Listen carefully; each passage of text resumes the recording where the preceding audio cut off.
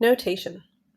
Subtraction is the operation we use when we are taking one amount away from another amount, because sometimes even numbers need to go their separate ways.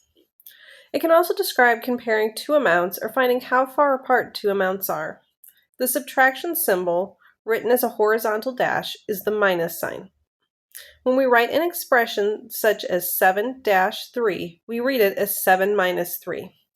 Minus means something is leaving, usually snacks, money, or emotional stability. We can also describe it as the difference of 7 and 3.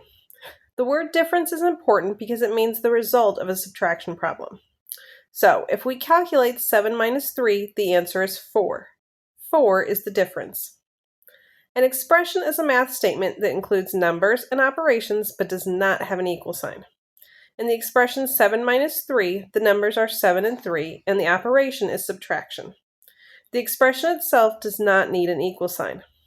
Once we write 7 minus 3 equals 4, now we have an equation because we are saying two things are equal.